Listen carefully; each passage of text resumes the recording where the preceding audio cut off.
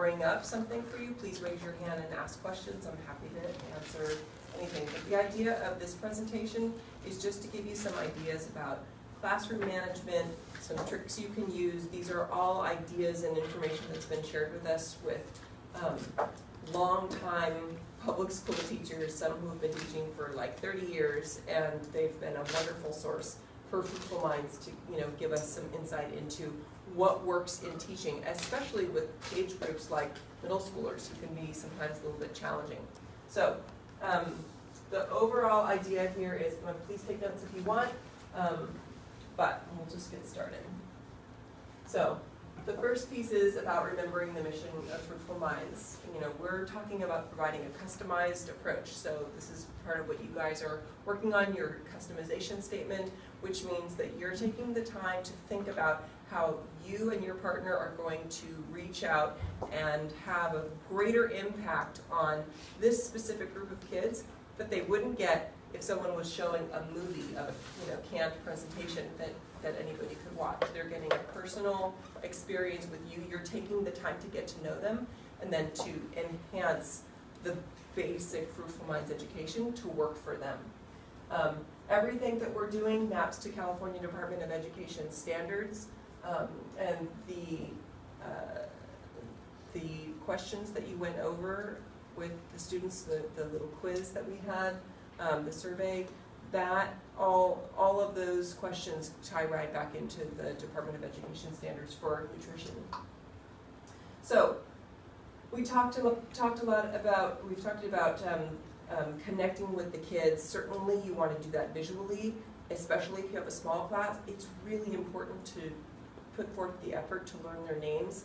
In the meantime, large or small class, use name tags. Make sure you take the time to let the kids pick up their name tags and put them up on their desk. If they got to color them or customize them a little bit, that's great. It's all about individuality for these kids. So, so make sure that you use their names. It really does make a difference, especially when you have kids who are acting out. I can say, I'm sorry, Sarah, but I need you to quiet down so we can get back to the lesson. When you use somebody's first name, it really does make a difference. It really does. So, and then of course we're talking about reaching out to parents as well as the kids. There's a unique opportunity here that you are instructing the kids, and you're basically training them on how to teach their own families about the information that you're learning. Okay, and then going into some of the reading that you're doing, you're delivering the cognitive learning, the actual facts about nutrition, and then you're also taking into consideration their personal beliefs, and you're also taking steps to make this very real, to let them have real behavioral learning opportunities so that they can taste an apple, express their opinion, understand that their tastes are different, understands that everyone's tastes are different, but you can still achieve really good nutrition and hold on to what works for you. Okay. So we're taking a team approach. So this is a little out of date. This is actually 5 years of teaching that we've been doing. We know that kids learn by doing. I don't know if anybody had this experience, but you may have noticed that when you come in, you might have a little slower, more methodical approach to how you're presenting your teaching, but you really have to be staying on top of it. It's kind of like drama, right? It's like you really are kind of putting on some entertainment for these students. And if you've ever been in a theater presentation where the dialogue stops for too long, things tend to come apart and kids don't show you a whole lot of mercy. So just be prepared for that and know that the better you know your presentation and the more you've practiced and prepared, the easier it will be, and you'll have less of those kinds of situations. So keeping it moving, and then also making sure that you give the kids a chance to take part. Who wants to pass out the name tags? Because you don't know their names yet, so split them up and get them to some kids. Let them pass out those name tags, make sure they're all pointing in the right direction, and get going with your lesson, because you don't want to spend time on administrative details, right, instead of teaching nutrition. And then supporting each other to support the students. I'm sure you guys have already talked about this. Is something that's specific to Fruitful Minds. We feel very strongly that we want to encourage conversation within the classroom. So kids love to talk about food, which you probably have already seen in your first lesson. As soon as you start asking them about what their favorite this and what's their favorite that, they usually have lots and lots to say. So, so that's great. But part of what we're doing is we're having you and your partner kind of work back and forth. So one person is presenting, and you're checking back in with your partner to say, who's watching the actual lesson plan and saying, did I miss anything? Are there any other things that I should bring up? Or the other thing that you can do is you can, as the partner who's not presenting to the classroom, you can also be looking at the food for thought page and making sure that you're checking off those food for thought items as you go down, and make sure that you're also noticing, not just reading the paper and watching your partner, but that you're also looking around the students and looking for some visual understanding on their faces. So it might be the thing that you might need to do, the role you need to play that's most valuable, is stopping your partner and saying, could you hold on before you go on to the next point? I just want to make sure everybody gets this. And usually that goes a long way, and it really does help. And the kids appreciate it because maybe either they weren't listening, or maybe there was someone talking. There are lots of different reasons, and so you guys have to kind of gauge the situation. So we're asking you to do that, but make sure that if you're not the one presenting, that's your job. You're watching the time, you're making sure that your partner's covering all the valid points, and you're also watching the audience to make sure they're getting it. Okay. So then the other thing that we want to introduce, and I want you to use these tactics to make sure that the students can work together and feel supported. So one of them is I do, you do, we do, and the other one is think, pair, share. So for example, you present a concept and you want everyone to think about it, and maybe you take a couple, you say, I want everyone to think about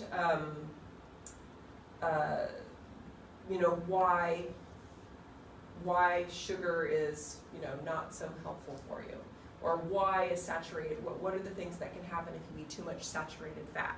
So you let everybody think, and maybe you have them take a little note on a piece of scratch paper or something, and you have them think about it, and then you say, okay, now get with a partner, and the two of you talk about it, and then maybe it's a group of, maybe you put them in groups of 4, and you say, okay, your group now pick one person to just get up and say, what you guys think is the most important thing that we learned today about saturated fat.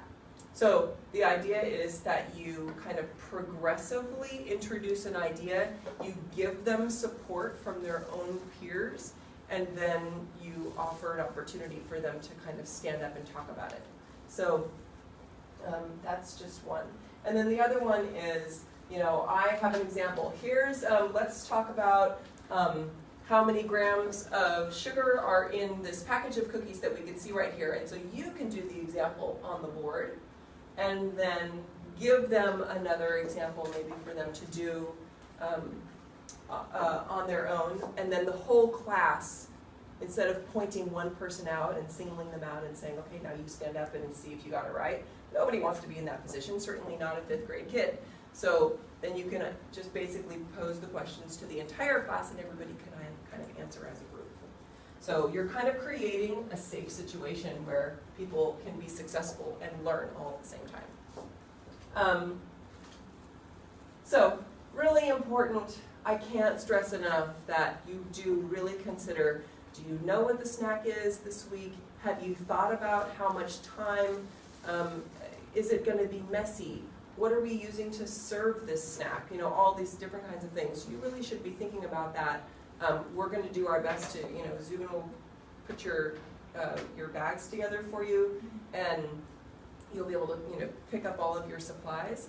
But it's important that you think about it ahead of time. And so I think are you going to talk about it today? What the snack is for this week and that kind of thing. Okay, so have you practiced the games or exercises? Okay, so you guys had your twister today.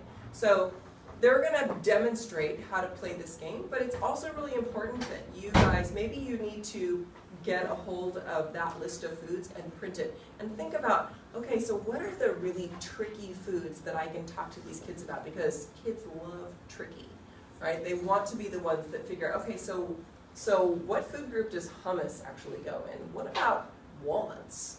What about beans, right? Some of them are, right? And we always want to get to the point where you definitely teach them the difference between a fruit and a vegetable, and I assume that you guys, will you go over that? Yeah. Okay. That's one of those things that not everybody knows at home, and they can definitely take home to a parent, and like, you know, talk to their family about it that night, because a lot of times their families will get it wrong. So, did they read and understand the lesson? And that's what, you know, you're wanting that from the students, but we're asking that of you as students. Have you really read through and understood the lesson and what we're trying to explain? And then, of course, today we're going to ask you about, have you watched that video? You really need to watch that video. It's not just about can you play it, but have you watched it? Because you're going to, the lesson plan outlines basically the same ideas that are in that video, but you're then going to go through and explain it, and then they'll watch the video, and it kind of cements everything into place. It's very, very simple and specific ideas about diabetes that we're talking about. And so I really want you guys to understand it on that very, very fundamental level. I know that many of you know lots more and in greater detail, and like you have all kinds of, you know, background, but these are 5th graders or maybe 3rd graders that you're talking to, so you want to keep it really simple, and that's why we've given the video to you to kind of make it really clear. So this is something that normally I would have presented before you had your first day of class, but we had the break in there, so I wasn't able to do that. But basically, think about these things as, you know, reflecting on your first day of class. It really does make a difference, the attitude that you walk in with from the very, very beginning. And if you feel that, or that, you know, your sense of the class was, well, they kind of ran over me, or they won't settle down, or so now's your next chance. So you can come in and you have to find a little bit louder voice, probably, and you need to use it from the very beginning. So as soon as they come in, you need to start coming. I'm not saying yell in your classrooms. I'm just saying that make sure that you're projecting and you're filling the space based on the amount of noise that's there, and the size of the room that you're in. Okay. So we used to have a teacher who said you have to be able to put at least 3 fingers into your mouth to be able to like speak really clearly. And I think that's a little overstated, but you definitely need to, you know, enunciate your words, and you have to open your mouth to be able to do that. So just, I know that sounds really basic, but a lot of times we're not doing it, especially when we're in kind of a performance situation. People they shrink a little bit, and they start to talk maybe a little more quietly, and everybody comes from a different kind of living situation. Some houses are loud houses, and some houses are quiet houses. So regardless of what kind of house you grew up in, you need to make sure that these kids know that you're here to take control. It's important for you to present this information and that they matter to you. Okay, so they'll get it. Important to be organized. Kids understand it immediately if you're not. And then you can always use nonverbal cues. I find that shushing a class usually adds more problems than it relieves. It usually makes more noise, so I use nonverbal cues like, or. There are lots of different ways, or my favorite nonverbal cue is to keep moving in the class and just come right over here, because this young lady is talking with her friend, and as soon as you're standing here, guess what? She's done, right? See? So it really does work. I don't want to lose my screen. So let's see, we've gone over the teaching tips. Oh, so keeping feet still. This is really fun. So talk to your partner about what's going on with you, because when you're presenting, I can almost guarantee that you don't actually know exactly what you're doing, right? You may not realize that your feet are tapping, or maybe you're twirling your hair, or anything can be happening just because you are under a certain amount of pressure. I assume that this is important to you because this is why you're here. All of these things lead to a little bit of stress, and when we have stress, we do things like that. So what I try to tell people is, I find small gestures to be fine, walking a little bit, especially if it's about moving to get a situation more quiet, but try to keep your feet a little bit still, so you're not moving around it, because it can be distracting. Oh, this is another one. So now that you guys are going to start having stuff on the board, you're going to have your slides up. Try not to speak to the board. Okay, make sure that you look. It's really just a reminder, using your slides, and then turn and face your audience and make your point. Okay, and you can turn and talk as many times as you want. Just try not to get stuck with your back to your students. Let's see. Oh, so the last one. Oh, looks like I need to move this up a little bit. So this says respond, research, and redirect. The darkened bullet down there says redirect. So when you get questions in class, sometimes they will be silly questions because they're still testing you. So you have a choice. You can respond, but I encourage you to only respond if you absolutely know the answer, without question, and know that you can explain it in a simple to understand way. If there's any question and you're not sure, for example, we had some wonderful Cal football players who drink lots of Gatorade teaching these classes. And one of the kids said, "Is it okay to drink Gatorade?" And he said, "Yes," because he's an athlete. He is doing different things with his body than most of these students are doing. Generally, we say, it's not so great to drink Gatorade, but it's not about my opinion, it's about you guys getting the information to make a choice. So let's actually, maybe what we need to do is next time, bring in your bottle of Gatorade, let's see what's in there. And let's talk about whether or not we should really be drinking that. Okay?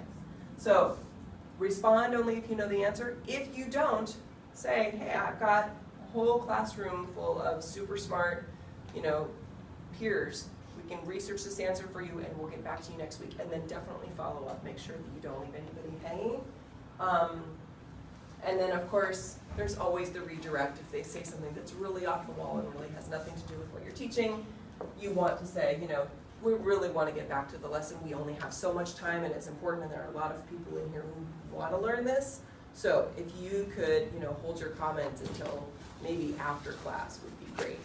So that's one way to handle it. So the underlying messages that we want to come out of Fruitful Minds, which is why we are having you discuss the readings, and giving you a little more information about some specifics that we're teaching, is that we want to make sure that they're understanding, we're communicating that we value the cultural and genetic diversity, that thin does not necessarily equal healthy. That's a really big one. People, I've got an athlete at home who is shoveling the sugar all the time, and I am desperately trying to teach her that your body cannot turn that sugar into muscles or really long-lasting energy. So if you're hungry, you need to eat something that's got some nutrition, because that's what your body actually wants.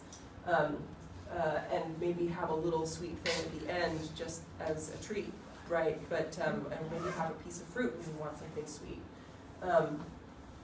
But it's not doing you any good to eat all of this sugar. Anyway, so again, everyone's parents look different, which is why we all look different. And so just because somebody is a particular size doesn't mean they're healthy, doesn't mean they're unhealthy. It's all about the choices that they're making. And then, again, we're here to help them learn how to make the best choices for themselves, and that's what it's all about. It's not about us telling them what to eat and what they shouldn't eat or making any choices for them, because these kids are all smart, and and once they learn the information, they will be able to you know, really make good choices and also have a really profound impact on their family. So that's the end of my presentation on teaching tips, and I hope that that is helpful based on your experiences in your first lesson in your classes. And shall I turn this off? You guys aren't going to use this today? Okay. All right, well, thanks very much for your attention. I did not turn on. Yeah. Okay. Okay. Thank you. All right. Good luck, you guys. Thank you.